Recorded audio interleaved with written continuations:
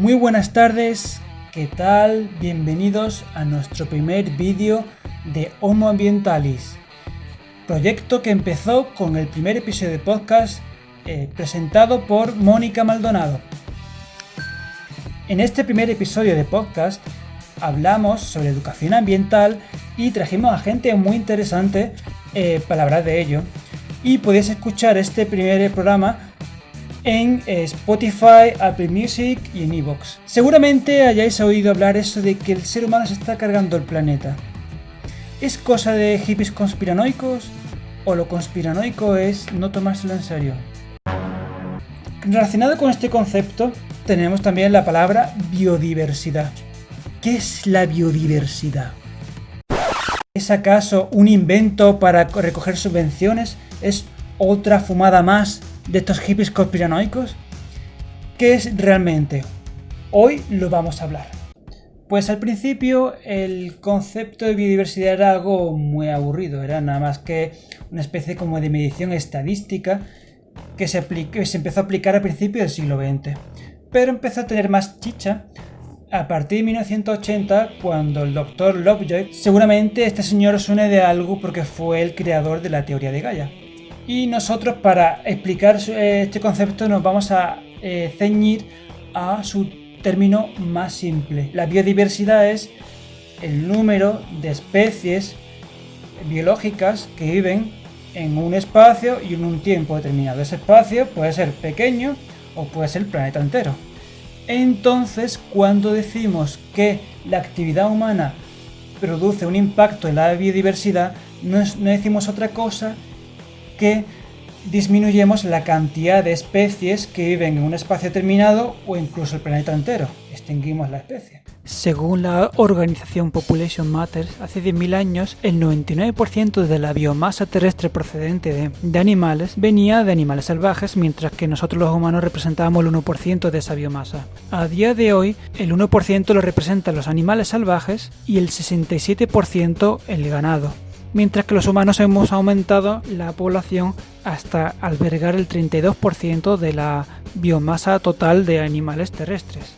Lo cierto es que las cifras bailan un poco según las estimaciones de cada estudio, pero no dejan de ser ciertas las proporciones que se representan. Es decir, más del 50% de la biomasa procedente de animales terrestres viene de ganado, mucho más del 50%, mientras que los animales salvajes terrestres a día de hoy solo representan un 1%. Además, según la UICN, el número total de especies que se han puesto en peligro de extinción desde el año 2007 al año 2019 se han casi duplicado. Es decir, la tendencia actual es poner en peligro más y más especies de todas las familias, de todos los tipos prácticamente, siendo las especies más perjudicadas los peces, los anfibios y los moluscos. Ahora que hemos dejado claro qué es la biodiversidad, vamos a pasar a ver los motivos por los que consideramos que puede ser importante conservarla. El primer motivo sería motivo de patrimonio. A nadie le parecería lógico que la Alhambra de Granada o la pirámide de Teotihuacán pues se destruya o se construya encima una urbanización de lujo o una extracción petrolífera, ¿verdad? Tampoco tendría sentido que hiciéramos lo mismo en un ecosistema que fuese milenario y que tenga miles de años o cientos o miles de años. Pues lo mismo con el Pantanal de Brasil, el Parque Nacional de Doñana o el Amazonas, por ejemplo. Tendríamos un montón de monumentos y un montón de espacios naturales protegidos y de ecosistemas que habría que conservar por el motivo de patrimonio, por el motivo de que llevan ahí un montón de años y que es patrimonio histórico a conservar. El segundo motivo por el que habría que conservar la biodiversidad es por motivo de conocimiento o sabiduría. Seguro que a todos suena el típico corte de árbol donde podemos ver los anillos de crecimiento, y en esos anillos de crecimiento pues reconstruir climas pasados de hace no solo décadas, sino de cientos de años o incluso miles de años, sin contar con árboles fósiles.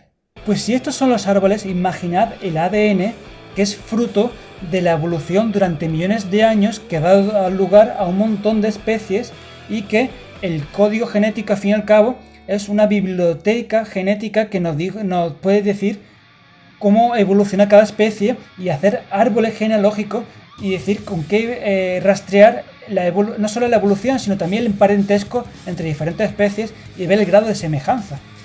Cada especie que se conoce es un paso más para conocer hasta dónde fue capaz de llegar la biología durante todo su proceso evolutivo. Y luego además habría que contar toda la gran cantidad de creencias, mitos y leyendas y saberes populares que hay en diferentes pueblos y culturas en las que se han influenciado directamente de diferentes especies de ecosistemas. El tercer motivo para conservar la biodiversidad es por puro mantenimiento de los ecosistemas que nos sostienen. Veréis, cada especie que compone un ecosistema funciona como las piezas de un Jenga. Si las vamos quitando, pues obviamente el Jenga se va desestabilizando. Y pues si el Jenga cae es como el sistema colapsa. ¿Y qué pasaría si todos los ecosistemas de la Tierra colapsaran? El cuarto motivo por el que habría que conservar la biodiversidad son los motivos éticos. Aquí entramos ya en terreno más filosófico. ¿Es legítimo permitir la extinción de especies solo porque esas especies no son capaces de adaptarse a nuestra actividad humana? Y el quinto motivo es aquello que normalmente se conoce como los servicios ecosistémicos. Pues como bien sabéis, obtenemos un montón de recursos naturales procedentes de plantas y animales. El corcho, el papel, la madera, la comida que comemos todos los días, el látex, la seda de otros textiles, aceites, resinas, total, un montón de recursos. También nos proveen de principios activos para construir y crear medicinas o vacunas. Nos protegen también frente a plagas, de tal manera que si tenemos suficientes predadores y si tenemos el ecosistema bien equilibrado, digamos que ninguna se tiene por qué ir de madre. Y luego también además otro servicio ecosistémico podría ser también que nos protegen frente a pandemias como la que recientemente estamos teniendo del coronavirus. Parece ser que la actual pandemia de coronavirus se debe a comer carne de murciélago. Algo parecido un poco a lo que pasó con el ébola en África. Un ejemplo sería el leopardo en la India, puesto que se ha adaptado a comer perros asilvestrados que transmiten un montón de enfermedades, como pueden ser, por ejemplo, la rabia. Y entonces, pues, el principal servicio ecosistémico del leopardo en la India, que se está instalando en zonas urbanas, zonas muy cerca del núcleo urbano, es quitar perros que contagian enfermedades. De esta manera, el leopardo está contribuyendo a reducir la probabilidad de contagiarse de la rabia. Por tanto, el leopardo cumple con un servicio ecosistémico de proteger frente a enfermedades contagiosas. Otro servicio ecosistémico importante a destacar es el turismo de observación de naturaleza, que también es un recurso económico importante, puesto que vienen numerosas personas a conocer la naturaleza de la península ibérica o vamos a las zonas tropicales a hacer turismo y ver qué fauna, qué flora, qué naturaleza hay allí, y hay empresas privadas que hacen de guía para localizar las especies que estamos buscando o para simplemente disfrutar del paseo. Por tanto, la observación de naturaleza implica un sector económico importante. Una vez que ya hemos explicado todos los motivos por los que habría que conservar la biodiversidad, cabría cuestionarse un poco qué metemos dentro de biodiversidad, porque tradicionalmente siempre se han metido únicamente plantas y animales. Y bien, lo cierto es que ¿qué pasa con las bacterias? ¿Qué pasa con los microorganismos? ¿Qué pasa con los hongos?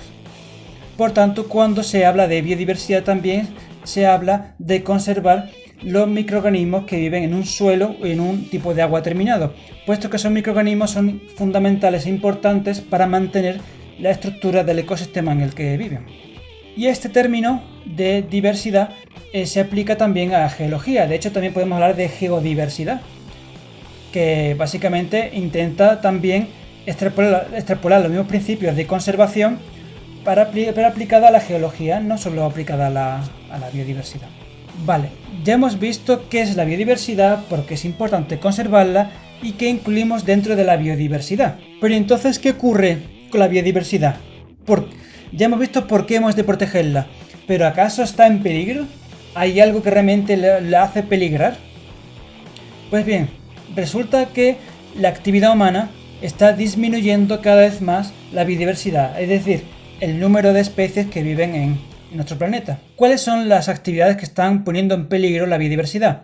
Pues algo tan sencillo como la caza furtiva, el comercio de mascotas, la introducción de especies invasoras, que al final acaban compitiendo con las especies locales y acaban desplazándolas, la contaminación del ecosistema, la destrucción del hábitat y el cambio climático. El tema de las especies invasoras es un asunto un poco espinoso, porque ¿cómo gestionamos una especie que ha sido introducida por el ser humano en un ecosistema y que está afectando a las especies que ya estaban presentes en ese ecosistema? Es muy complicado porque implicaría métodos invasivos y agresivos, ya que muchas veces los métodos que se intentan ser más éticos a veces no funcionan. A veces sí, pero no siempre. Un ejemplo podría ser perfectamente la pardela balear, que no es otra cosa que una especie de gaviota que desarrolla su actividad nuevamente en alta mar, pero que cría en acantilados en las Islas Baleares. Pues ¿qué ocurre? Que existían problemas con esta pardela porque las colonias, las pocas colonias que quedan en el mundo de pardela balear, pues se la estaban comiendo los gatos. Sí, trepaban a los nidos y se comían a los pollos y total, que no podían criar en paz. Entonces, pues digamos que la gestión ha sido bastante delicada a la hora de intentar quitar gatos de en medio para proteger que la pardela balear pudiera criar adecuadamente. Seguramente os estáis preguntando, dentro de lo que es la biodiversidad, ¿cuál es de los sectores más amenazados? Pues bien, dentro de lo que es el campo de la fauna, las más amenazadas son los anfibios. Los anfibios están teniendo unos problemas horribles para sobrevivir debido a que hay un hongo llamado Chytridio que los está cargando prácticamente. Existen mortalidades masivas de anfibios por todo el mundo por culpa de este hongo.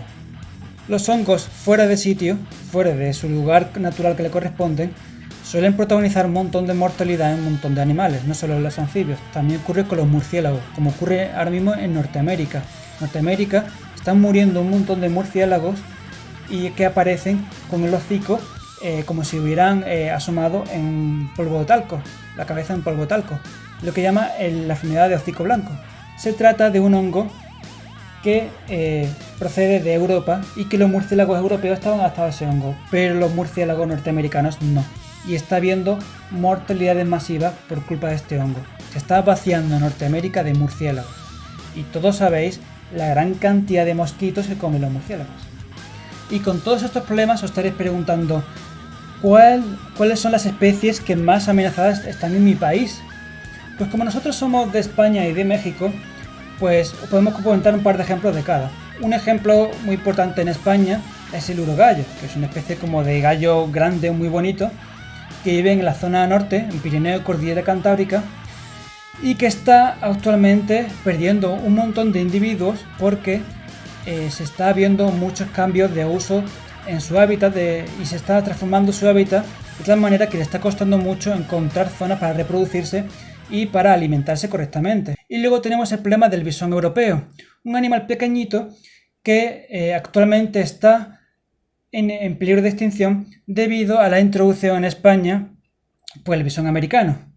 Que el bisón americano se introdujo por la liberación de estos animales en granjas peleteras para producir pieles, vaya.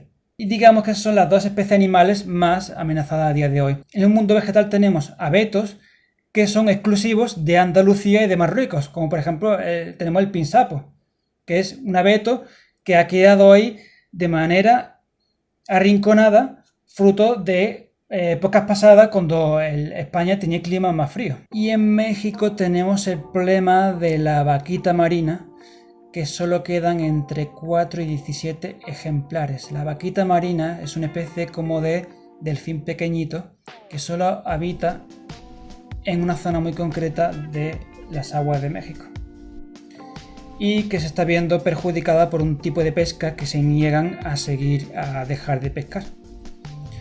Y entonces pues a día de hoy solo tenemos entre 4 y 17 ejemplares. Probablemente en los próximos años la vaquita marina no sobreviva. Y luego tenemos el problema del ajolote, que vive en una zona muy concreta de México, hasta el punto en el que la contaminación y el mascotismo está reduciendo sus ejemplares y lo está poniendo en peligro de extinción con el riesgo de extinguirse en su hábitat natural. El mascotismo ha provocado que haya una gran cantidad de ajolotes en los acuarios de todo el mundo, pero haya muy pocos en estado natural. Hemos hablado ya de especies que están en peligro de extinción o que están a punto de extinguirse, pero también habría que hablar de especies que se han extinguido muy recientemente. Si el 2020 os pareció un mal año debido a la pandemia, el coronavirus y tal, mucho peor lo fue para el pez remo chino, que se extinguió de las aguas continentales de China, un pez gigantesco que ya nunca más volveremos a ver. Y si eres tan millennial como yo, que sepas que cuando naciste existían delfines en los ríos de China. Sí, delfines. Y para el año 2006, yo estaba en el instituto, se extinguieron. Y hasta el punto de que podemos ver en Google Imágenes fotos a color de este animal tan bonito, el delfín chino, y a día de hoy se han extinguido para siempre. Y por mucho dinero que tengáis, ninguna agencia de viajes ni de turismo de naturaleza os va a llevar a verlos, porque ya no existen. Y tenemos también la triste noticia de que un roedor de género Melomis se ha extinguido de la gran barrera de coral de Australia. Vivía en una isla de 5 hectáreas y se considera que es la primera especie que se ha extinguido por cambio climático, debido a la subida del nivel del mar. Pero no todos son malas noticias. Existen casos de éxito muy buenos de esfuerzos de conservación. Aquí en España tenemos el ejemplo más típico, que es el lince ibérico. A principios de los años 2000, el lince ibérico apenas había más de 90 ejemplares y a día de hoy hay alrededor de 800 ejemplares en toda la península ibérica. También tenemos el ejemplo muy poco conocido de expansiones naturales, como por ejemplo el chacal dorado, que se está expandiendo y está entrando por Europa del Este, hasta el punto de que ya se está viendo por Rumanía e Italia. Y también es importante destacar la labor de muchos zoológicos y de centros cría de cautividad, que gracias a ellos se están pudiendo reproducir especies para luego su nueva reintroducción en el medio natural. Y además habría que añadir que numerosos animales se están adaptando al medio ambiente urbano, puesto que las ciudades se están convirtiendo en el último ecosistema en aparecer en la Tierra. Un ejemplo muy concreto puede ser, por ejemplo, el leopardo del que hemos hablado antes. Pero también está el ejemplo de la comadreja egipcia, que se está adaptando muy bien a entornos urbanos. Todo esto lo podéis leer tranquilamente en el libro que sacó Álvaro Luna, llamado Un leopardo en el jardín, al cual recomiendo que sigáis en redes sociales, puesto que es un excelente divulgador en biodiversidad. Por todo esto que venimos diciendo en este vídeo, como podréis comprobar, la biodiversidad tiene muy complicado adaptarse a la actividad humana, y por eso se está empezando a acuñar lo que hoy día se conoce como la sexta extinción. Es decir, a lo largo de la historia del planeta Tierra ha habido numerosas extinciones masivas. Pues bien, esta sería la sexta. Y esto de la sexta extinción es algo que explicará nuestro compañero Miguel en el siguiente vídeo. Y esto es todo por hoy, muchas gracias y nos veremos en el próximo vídeo.